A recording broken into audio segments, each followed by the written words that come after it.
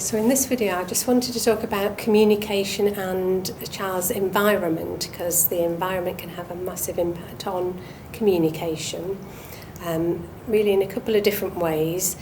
The sensory environment can be quite overloading for a child, so there's other videos where our occupational therapist talks about the sensory processing, and if a child is in a situation where it's very noisy, there's lots of different smells and sounds and visual stimulation around them, that can be so overwhelming that they're not actually listening to the messages that other people are sort of giving to them.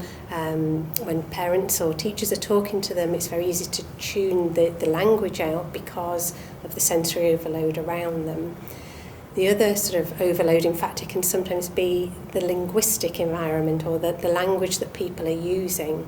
Again, if that's not at the right level, it's not matched to the child's level of understanding, again, they're going to tune that out because it's just overwhelming and not accessible to them.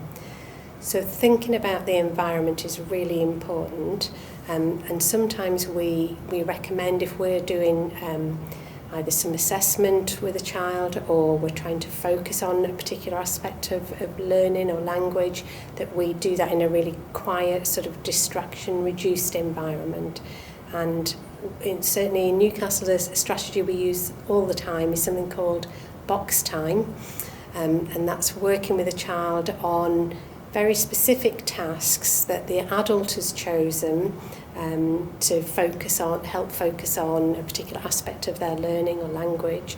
And we do that in a quiet, distraction-free environment so that the child can really focus on that piece of information rather than the bigger picture that's happening around them. So the awareness of the environment is really important, and we, again, as the adults, can do something about that. We can make some changes, even simple things like turning the TV off or the radio so that the child can hear what you're saying and focus on that. Which kind of brings me on to technology, is obviously a huge part of our lives at the moment, and an increasing part of children's lives as well. And the World Health Organization have recently produced some guidance around screen time for young children, and really saying that for any child under 2, they would recommend no screen time at all. And that's because children need to be in face-to-face interactions with their caregivers in order to learn language and communication. They can't learn it from being on a screen. And that's quite a hard message to give, I think, because everybody is increasingly spending a lot of time on screens. And for young children with autism, they're certainly very attracted to screens because it's everything that they enjoy. It's very visual, it's very predictable.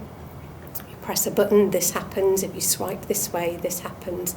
So that predictability and the sort of strong visual image is attractive to children, and they're also very addictive. It's keeping doing the same things over and over again.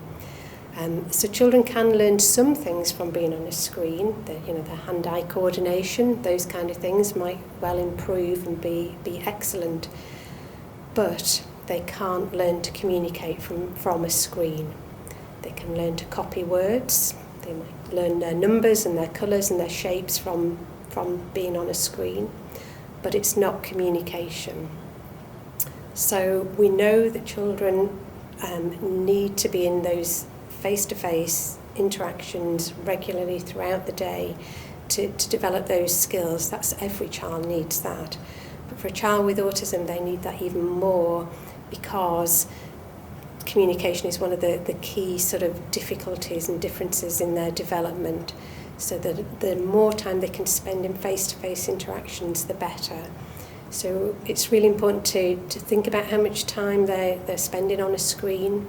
And by that we do mean TV, tablets, laptops, phones. And if they're between 2 and 5, really it should be no more than 1 hour a day. That's the guidance from the World Health Organization. That can seem like a big challenge for a lot of families where children are very, very attracted to being on a phone or watching TV. So thinking about how you manage that and whether you want some support to manage that, please ask people of how we can help you to think about strategies to reduce that time. And remember that you are your child's best toy. You as the parent can really teach your child everything they need to communicate and to interact.